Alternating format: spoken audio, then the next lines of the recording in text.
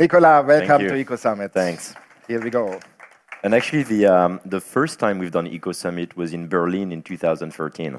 So it's the third time actually we do that. So I'll try to go pretty quickly as we have only 10 minutes. So I'll start with something that where should I point to click? Here we go. So I'll start with something we show pretty often, but people tend to ignore, and that's something we thought about a lot actually when we started BlaBlaCar almost 10 years ago, a bit more than 10 years ago. Is that if you think of mobility and if you think of trips between 100 and 600 or 800 kilometers, 76% of these trips are done by car, right? So if you ask people in France or in Germany, like how do people travel long distance, they would typically tell you like, they take the train or now they take the bus. In truth, they take their car, right? And that number has been stable over the last like 10, 20 years, even slightly going up. So the biggest transport we use actually between cities is the car and remains the car.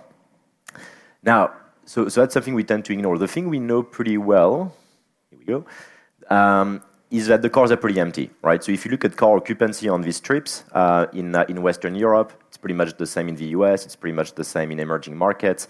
It's close to 1.1 people per car. You cannot get below 1, at least for now. So it's a massive inefficiency. And if you think of it, it means empty seats in cars is actually the biggest transport network we have long distance in any country in Europe. It's massively underutilized, but that's the biggest transport network we have. So I don't think I need to explain too much what we do. It became pretty popular in France, but in a nutshell, we allow drivers to share their ride. So we allow passengers to book empty seats in cars when the car is going anyway. The key here, and worth mentioning again, it's all based on sharing, right? So essentially, the driver is not making a profit. The driver is not a professional. It's just like a normal driver that happens to drive between, call that Paris and Lyon, and sharing his or her seats with passengers going the same way. It's important because it meant like we managed to scale. I'll talk about that in a minute, but we managed to scale without regulation problem, without tax problem, and without insurance problems. So that was one of the key, I guess, in scaling smoothly, quote unquote, across Europe and beyond Europe. Now, obviously, the impact is very interesting because if you look at the BlaBlaCar community, so if you look at a BlaBlaCar driving between Paris and Lyon or any destination in Europe, we have a car occupancy of 2.8 people per car, which means the car is pretty much full when the rest of people actually drive pretty empty. So that's all interesting, but I guess things like that don't only matter if they scale. So I always remember like Vinod Khosla. I don't know how many people know Vinod Khosla of Khosla Ventures. And 10 years ago, even more than 10 years ago, when he started the Green Fund with Al Gore, he said something that marked me, which was like, given the scale of the problem, he said like, if it doesn't scale, it doesn't matter. I think it's very true of what I described, right? So if you do like a nice tiny service of ride sharing, and you only have like a few people using it between a few cities, at the end of the day, if 76% of the mobility in Europe is done by car, it won't matter.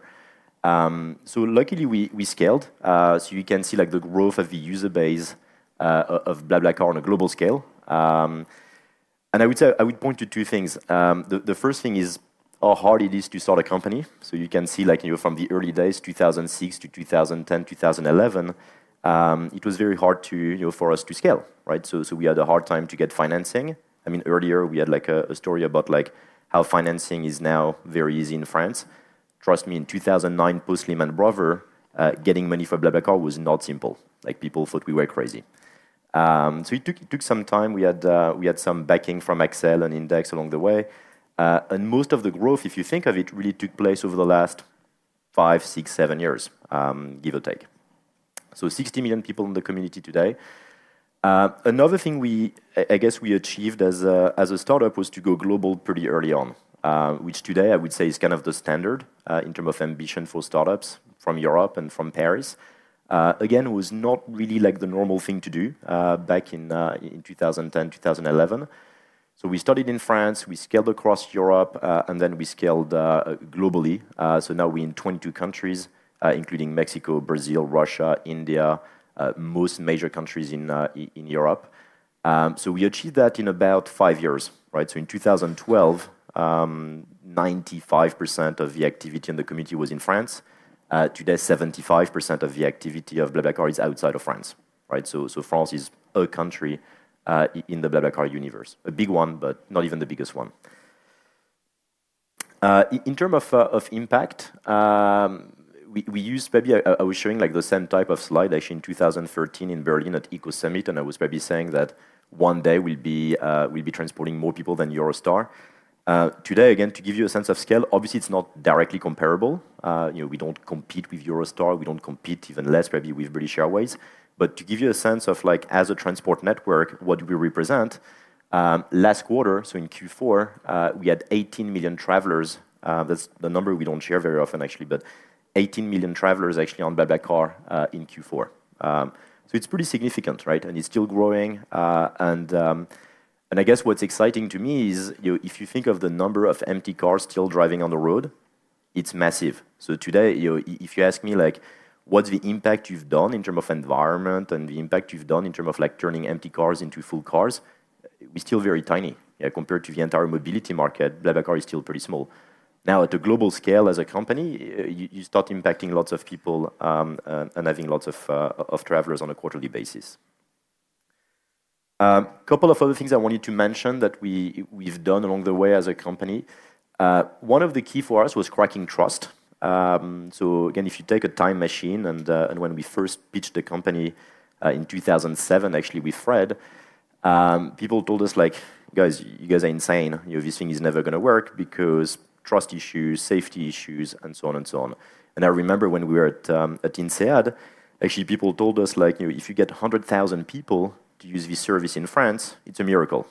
Now we have 10 million actually using this service in France. So we've gone a long way, and cracking trust was one of the big things. So one of the key things we worked on was not so much thinking of us as a transport network, but thinking of us as a trusted community. And how do we gather rating? How do we gather like photos, IDs, comments actually on drivers and passengers, so that over time it becomes normal, safe, reliable to book a seat in someone else's car. So we've done lots of work on that. Obviously, we've been helped by the old sharing economy, and we were not alone actually doing that. So if you think of Airbnb and other companies, they've been fighting the same fight. But today, I would say we turned something that was highly awkward 10 years ago to something that's more or less normal in 2018, at least for over 60 million people on a global scale. So here we go. The other thing we've done, and you can go actually on BlaBlaCar and download all this information, we've done, it was just last year, and we released that in January, we've done like a social impact study as well. So we thought, trust is very important, social impact is important, the environment is very important. But social impact was interesting, and we wanted to see like what happens in the car, like what people talk about, how do they change their opinion, and so on. And we've done a survey on 10 countries, so it was like tens of thousands of people, and 87% of the respondents actually said they had an enriching experience doing a BlaBlaCar. So if you think of it, like you would never say that saying, I had an enriching experience taking Ryanair, right? So typically, you don't have an enriching experience taking Ryanair. So it's kind of interesting, the social impact of BlaBlaCar and the fact that we match people that would have never met actually in real life, because different social class, different work, different anything. So they spend like 3 hours together in a car and exchange. And we had like an interesting stat, which is not on there, which you can think about, is 21% of people said they revealed something in a BlaBlaCar they never told anyone. So it's also a shrink service. So if you don't want to see a shrink, if the shrink is too expensive, take a BlaBlaCar and you can talk to your driver and reveal stuff if you want to. Don't tell us.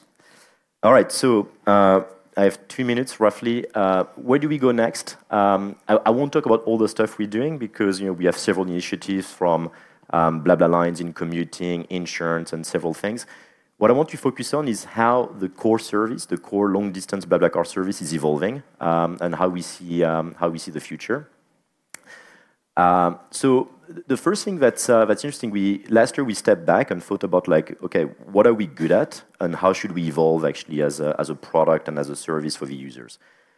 So today, if you look at just in France, you take a typical weekend, we have 38,000 meeting points, right? So like BlaBlaCar stations, so to speak. This is pretty good. So if you compare that to like train stations, I believe we have something like 5 to 10,000 train stations in France. So it's already like a 5 to 10x ratio in terms of like granularity of the network. But what we thought is we can do a lot more. And we can do a lot more because if you think of it, we operate a community and the community operates cars. And cars go anywhere. That's the beauty of the car. It's kind of the perfect connector where you can go door to door. You can go from your garage to your grandmother. Whereas a train or a bus is really limited by the infrastructure of like fixed meeting point and fixed train stations. So we've been working on that, and we realized that, which is kind of what we've done and what the community has done, is people on BlaBlaCar still think within the paradigm of like big stations and big cities. So most people on BlaBlaCar would say, oh, I'm driving from Paris to Lyon, or I'm looking for a trip between Paris and Lyon. Now, if you live in the city center of Paris, if you live here, and you go to the city center of Lyon, actually you have lots of possibilities. You can take your car, you can take a BlaBlaCar, you can take a bus, you can take a train. Now, in reality, if you're not lucky, or I don't know if it's actually, or maybe if you're lucky, and you live in Courtenay or Chalon-sur-Saône or any of these secondary cities, or very simply, if you live in the suburb of any of these cities, actually the only way you can travel from your departure to destination tends to be your car. And anything public transport becomes a bit of a nightmare because your first mile and last mile might take more time than the journey itself.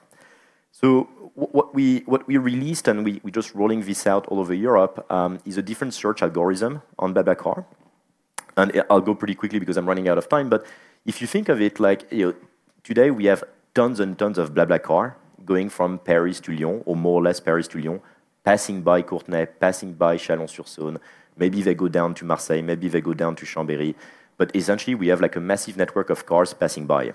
And today, with all the data we have and all the algorithm we can do in the search engine, we can allow drivers to do like small detour and pick someone up in Courtenay, drop someone off in Chalon-sur-Saône, and suddenly we can connect all these cities almost the same way a big city would be connected, which is very interesting because suddenly you bring access to almost like a quasi door-to-door transport to any suburb, any city in the country, which was, again, impossible with traditional means of transport. So that's something we just started to release. So for people using BlaBlaCar, you will start seeing that like popping out actually as a new service and a new product in the coming month. So I've tried that actually last weekend, and I had lots of interesting experience picking up people in the far suburbs of Brussels coming to Paris. So if we can, I'll just play a video, and what I'll show is I'll take the small city of Courtenay, which essentially is very poorly connected. So if you live in Courtenay, essentially you can only use your car. And we've done like a modeling with real data of how many BlaBlaCar actually pass by Courtenay and could stop in Courtenay and pick up people. So I don't know if we can play the video. Let's see if it works.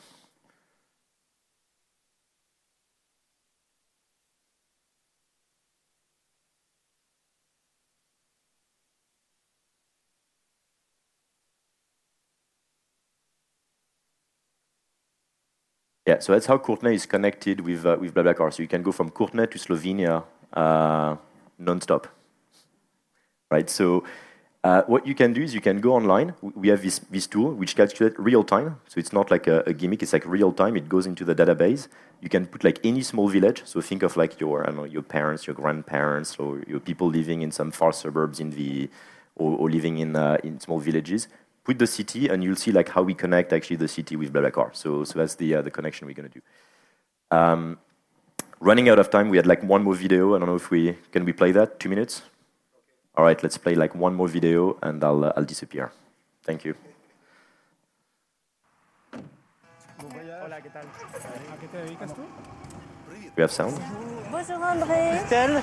C'est Christelle, oui. Bonjour. Estoy en la esquina de alguna música que buscas en especial. Was like a unique set of circumstances. People who've never met before sharing a journey and letting them into your life, and they're letting you into theirs, and you're talking, and then you're saying goodbye. Parce qu'on échange énormément avec les gens, on rencontre toutes sortes de gens. On apprend toujours quelque chose finalement. On fait les voyages et en ressortant, on se dit tiens, j'ai encore appris ça. Donc c'est très enrichissant. Coincidí con un conductor que me contó todas sus experiencias trabajando fuera de España y eso me marcó porque reforzó mi idea de que es muy importante salir de tu zona de confort, salir de tu país para conocer nuevas experiencias. Ich habe andere Leute getroffen, die auch betroffen waren mit Partner oder Partnerin mit Persönlichkeitsstörungen. Da wurde manchmal auch sehr emotional. Gefühlsmäßig war das dann fast wie Therapie.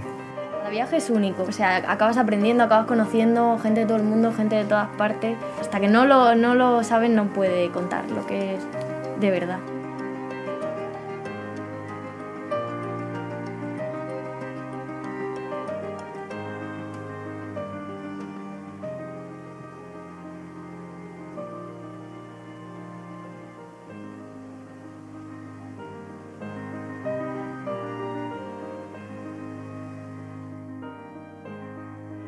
Those are actually testimonial from the social impact study we've done. So you can go and check that actually. So it's real stories and on 10,000 of people about like how do we bring people closer together and all these stories and lots of very interesting stats.